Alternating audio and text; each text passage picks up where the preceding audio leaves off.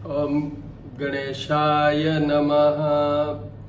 तो आज अपन जैसे वो सीरीज चल रही है उसी की तरह आज बात करते हैं केतु की, क्योंकि आज मंगलवार है। आपको ये बता दूं, राहु शनि की तरह काम करते हैं, शनि की तरह प्रभाव डालते हैं। केतु मंगल की तरह प्रभाव डालते हैं। जैसे मंगल का प्रभाव आता है वैसे ही केतु का उनसे मिलता जुलता प्रभाव आता है। तो इसलिए आज मंगलवार है, केतु की बात करते हैं। देखिए, सबसे पहले ये बता दूं कि YouTube पे एस्ट्रोपामिस्ट डॉक्टर हनुमान सिंह और श्री करनी ज्योतिष एवं वास्तु शोध संस्थान, तो ये सबसे पहला जो मेरा YouTube पे जो मैंने फर्स्ट डाला था वो 2017 में। दैट वाज कि जब राहु और केतु गर्भ और मकर राशि में ट्रांजिट कर रहे थे। 18 मंथ्स के लिए ये एक राशि पे जाते हैं, उस समय का बनाया हुआ है। तो उसका मैं लिंक शेयर करूंगा, उसमें मैंने बहुत डिटेल में भी कहा है राहु केतु के बारे में, तो वो आप देखिएगा, इसके लिंक शेयर करूंगा मैं। तो सबसे पहले तो यहाँ ये कह देता हूँ केतु के बारे में। देखिए, केतु का रंग लाल है, मंगल से जुड़े हुए हैं। केतु के 3 नक्षत्र हैं जो अग्नि तत्व की राशियां हैं। जैसे मेष राशि, तो उसमें जो अश्विनी नक्षत्र है वो उसका स्वामित्व या लॉर्डशिप वो केतु है, लॉर्ड केतु है। उसके बाद में जैसे सिंह राशि, फिर अग्नि तत्व की राशि। तो जो मघा नक्षत्र है उसकी भी लॉर्ड है केतु। तीसरे हैं धनु राशि, जिसमें भी अग्नि तत्व की राशि है, तो उनके भी लॉर्ड हैं केतु, वो है मूल नक्षत्र। तो ये 3 नक्षत्र हैं। 7 वर्ष 7 ईयर्स की इनकी महादशा आती है। 120 ईयर्स की दशाओं को हम टोटल, जिसको हम कहते हैं विषमोत्तरी दशा, मतलब जहां हमने काउंट किया है 120 ईयर्स ऑफ द लाइफ आपकी, तो उसमें जो 7 ईयर्स होता है वो केतु की महादशा होती है। और केतु के साथ एक विशेष चीज जुड़ी हुई है, वो ये है सडननेस। आपको इसकी एक स्टोरी बता देता हूँ, क्योंकि वो 2017 का है, आज यहाँ भी सुन लें, फिर इसको और फिर आगे नेक्स्ट पारी में, मतलब नेक्स्ट टाइम मैं इसको एकदम शॉर्ट कर दूंगा, पर इसमें ये लिंक डाल दूंगा। तो देखिए, ऐसा हुआ था कि जब देवता और दानवों में वो जो पूरा समुद्र मंथन हुआ, उससे अमृत निकला, तो अमृत का कलश लेके भगवान विष्णु मोहिनी रूप, स्त्री रूप बनाया उन्होंने, मोहिनी बनाया मोहित करने के लिए, जिससे कि जिसको चाहे हिप्नोटाइज कर लें। तो उन्होंने दानवों को तो हिप्नोटाइज किया कि भाई ठहरो, पहले देवताओं को बांटना शुरू किया। तो ये जो राक्षस थे जिनसे कि राहु और केतु बने, स्वरभानु या ऐसा ही कुछ, मुझे जहाँ तक वो देखते, उन्होंने भी एक किया कि जाके देवताओं वाली रो में बैठ गए। उधर सूर्य और चंद्रमा जो बैठे हुए थे, उन्होंने ये नोटिस कर लिया। तो जब विष्णु जी इनको अमृत देने लगे, पिलाने लगे, उस समय सूर्य और चंद्रमा ने उनको इशारा कर दिया, बोल दिया जो भी। तो विष्णु जी ने उनको वहीं पे उनका जो भी उनके हाथ में था उससे और चक्र से वो गर्दन काट दिया। तो जो नेक या गर्दन वाला पोर्शन है वो तो हो गया राहु, और जो धड़ वाला पोर्शन है, it is just like snail, वो जो धड़ वाला पोर्शन है, सर्प कह लें, स्नेल कह लें, जैसा धड़ का आकार बना, वो है केतु। अब देखिए केतु के साथ क्या विशेषता है। Ketu is a planet for suddenness. ये जो एकदम होती है दुर्घटनाएं, एकदम लॉटरी खुलती है, एकदम प्रमोशन होता है आउट ऑफ टर्न, ये सब केतु करवाता है, ये सब केतु करवाता है। जो वैसे तो उसमें हार्ट अटैक में ये नहीं जुड़े हुए हैं, पर जैसे एक हार्ट अटैक भी ऑल ऑफ ए सडन होता है तो उसमें सूर्य केतु का कहीं कहीं वो एंगल आ जाता है, जिसके कारण। और ये भी बता दूं साथ में कि जैसे चंद्रमा और सूर्य के कहने पे विष्णु जी ने इनका धड़ और सर अलग किया था, इसलिए इन्होंने पहले तो तपस्या की और उससे इनको ग्रहों के अंदर एडजस्ट किया। भगवानों ने कहा कि ठीक है, आपने इतना तप किया है तो we give you the designation of the planets.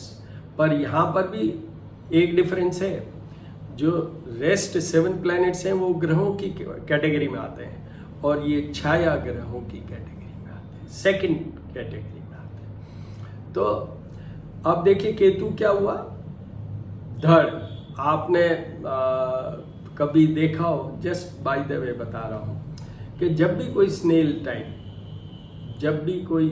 Type ये कभी भी जब कभी इनका सर अलग हो जाता है तो धड़ कितना फुर्ती से ये ऐसे मूवमेंट्स करता है। तो वही चीज यहाँ केतु में आई, suddenness. You will see the miracles, magic happening in your life in case if Ketu is placed in a very good house or in a strong way. ये भी बता दूं आपको कि राहु और केतु, एक मत के अनुसार राहु वृषभ राशि के उच्च के होते हैं, दूसरे मत के अनुसार राहु मिथुन राशि में उच्च के होते हैं। पर बात यहाँ केतु की चल रही है, इसलिए बता देता हूँ कि केतु एक मत के अनुसार वृश्चिक राशि में स्ट्रांग या उच्च के होते हैं और दूसरे मत के अनुसार धनु राशि में वो उच्च के होते हैं। और इनके जस्ट अपोजिट, एक मत से वृषभ राशि, दूसरे मत से मिथुन राशि में ये नीच के होते हैं। और ये वृश्चिक राशि में मेरे एक्सपीरियंस के बता रहा हूँ, वृश्चिक राशि पे ये इसलिए उच्च के होते हैं कि इनके जो नक्षत्र हैं उनमें से जो 3 नक्षत्र हैं वो मैक्सिमम, जो देखिए अश्वनी मेष राशि का है, तो इसलिए वो मंगल से ज्यादा जुड़े हुए हैं, ये मेरा मानना है।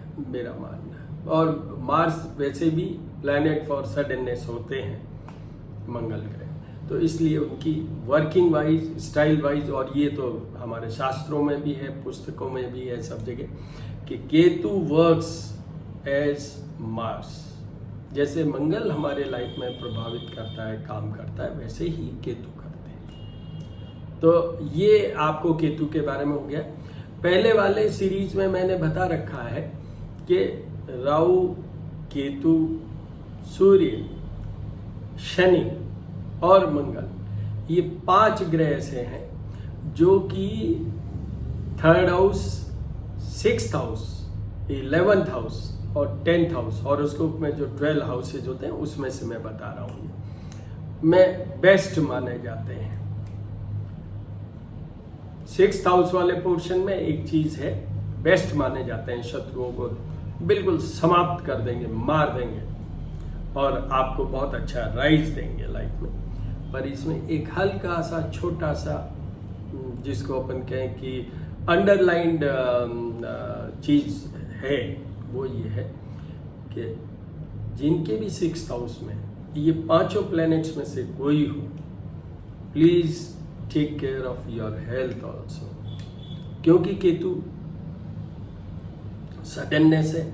और इन राहु और केतु का उत्पत्ति मतलब ये बने ही कैसे, ये बने डिसेप्टिव वे से।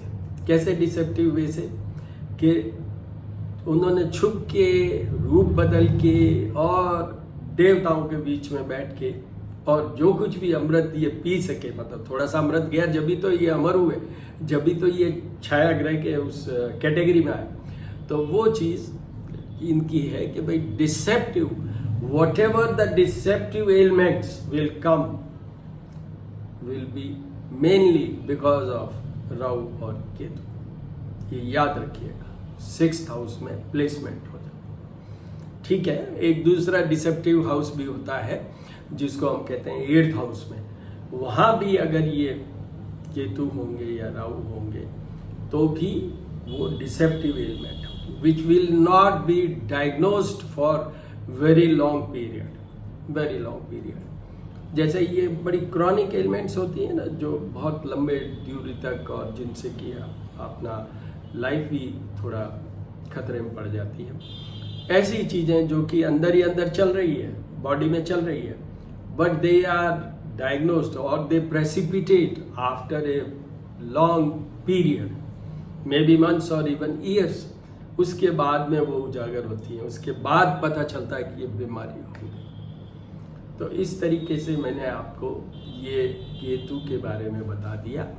अब अपन बात करते हैं, क्योंकि सीरीज तो एक ही बात के लिए चल रही है कि केतु के उपाय, तो उसके लिए बात करते हैं। देखिए, सबसे पहले तो वही, एक तो डिसेप्टिव है ये, या पहले मैं एक बात बता देता हूं, गणेश जी की पूजा, क्योंकि गणेश जी की पूजा तो बात चल रही थी केतु के उपायों की, तो केतु के जैसे देखिए वो डिसेप्टिव वाला तो मैंने आपको अभी बता ही दिया सब, तो उसी हिसाब से अपने को भी देखना है। पर एक चीज ध्यान रखें, राहु और केतु दोनों में, और स्पेशली केतु में भगवान गणेश की जितनी पूजा हो उतना ही अच्छा है। जैसे बुध के लिए भी था, जैसे शुक्र में भी लक्ष्मी जी के साथ गणेश जी की पूजा, पर यहां भी केतु में भी भगवान गणेश की।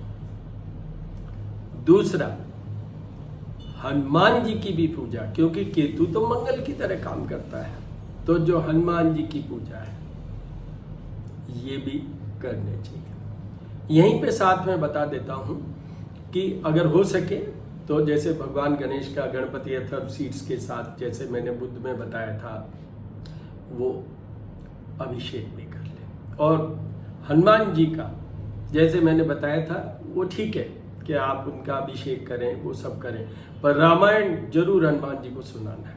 इसका भी एक लिंक है कि हुआ क्या था, विष्णु जी के कारण ये दो बने, राहु और केतु, क्योंकि उन्होंने गर्दन या धड़ अलग किया। तो इसलिए विष्णु, तो यहाँ हनुमान जी को रामायण सुनाना मतलब वही विष्णु स्वरूप, तो ये भी एक जरूरी उपाय है। तो दो तो ये देवताओं के हो गए। फिर स्वान, मतलब जो अपन डॉगी कह लें जो भी कह लें, जो कुत्ते को जितना कुछ भी, डॉग्स को जितना कुछ भी आप जो भी खिलाएंगे उससे भी केतु बहुत खुश होते हैं। केतु के एक अधिष्ठाता और भी हैं, भैरव, काले और गोरे, जिनकी सवारी है ये, डॉग्स कह लूँ या कुत्ता कह लूँ या स्वान कह लूँ, रिफाइंड वे में स्वान, तो इसलिए वो उनको जितना आप फीड कर सके। ये इतने उपाय हो गए। उसके बाद में बहुत छोटे छोटे और भी उपाय हैं, बट वो छोड़िए आप सीधा आ जाइए। दान की मैंने बात कह दी कि भाई कुत्ते को, और जितने तरह के तेल हैं वो भी आप दान कर सकते हैं, वो भी आप दान कर सकते हैं। मंगलवार को याद रखिएगा, केतु के लिए मंगलवार। अब आते हैं जो मैंने पहले भी कहा है कि भाई वो पौराणिक मंत्र की बात करें या अपन वो वैदिक मंत्र की बात करें या बीज मंत्र की, तो मेरे उसमें एप्लीकेशन में ये बीज मंत्र की इफेक्टिविटी नहीं, वैदिक का हम एलिजिबल नहीं है, क्योंकि हम वैदिक ब्राह्मण तो मिल जाते हैं जो पूजा पाठ करते हैं, पर हमारे अंदर वो वैदिक पना नहीं होता। We are not up to that mark, we are not up to that mark. और कोई हो भी ऐसा तो नहीं है कि सभी नहीं होते, बट जनरल वे में नहीं होता है। इसलिए मैंने इसको इस तरीके से कहा कि पौराणिक मंत्र, जिसमें तो सबके लिए छूट है, तो उसके लिए अपन को करना चाहिए। और केतु के जो पौराणिक मंत्र है एक, उसके 17,000 जाप करवाने चाहिए। वंस ए ईयर मस्ट है, और होना तो चाहिए कलयुग में 4 बार, पर वंस ए ईयर मस्ट है।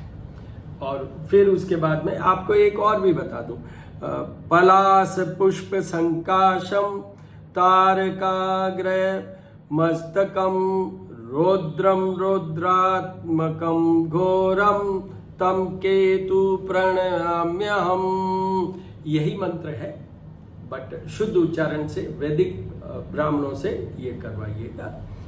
इसलिए मैंने तो 4 वैदिक ब्राह्मण लगा रखे हैं कि भाई ये पूजा पाठ वही सब कुछ करते हैं, जो भी मेरे क्लाइंटेज हैं, जो रुक्मणी देवी के क्लाइंटेज हैं, चाहे तुषार चारण के क्लाइंटेज हैं, उन सब के।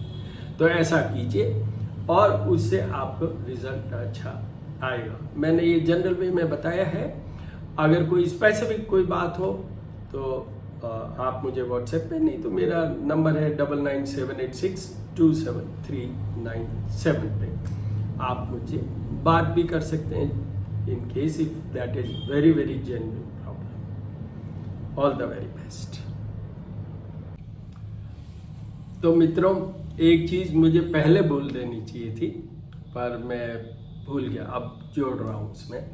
वो ये है कि अभी प्रेजेंट में राहु केतु कहाँ चल रहे हैं। राहु चल रहे हैं वृषभ राशि पे और केतु चल रहे हैं वृश्चिक राशि पे। मतलब दोनों अपनी उच्च राशियों पे चल रहे हैं मेरे मतानुसार 100%। और एक और मत है जिसमें मैंने आपको पहले भी बताया, बट आप ये लेके चलिए कि अभी ये दोनों ग्रह उच्च राशि पे हैं और ये शुरू हुए थे 23 सितंबर 2020 को, और ये वहां तक चलेंगे, कहां तक, 12 अप्रैल 2022 तक। तो 18 मंथ्स का स्टे होता है इनका एक राशि पे। जो 0 से 30 डिग्री की राशि होती है उसके लिए travel time for Rahu and Ketu is 18 months. जैसे कि शनि की बात करते हैं तो ढैया मतलब 13 मंथ्स लगते हैं, 2.5 साल लगते हैं, या 1.5 साल लगता है। 1.5 ईयर्स मीन्स 18 मंथ्स।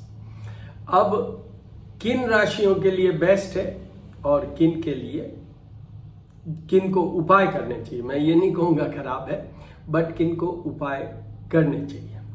तो देखिए, वृश्चिक राशि में ये केतु महाराज विराजे हुए हैं।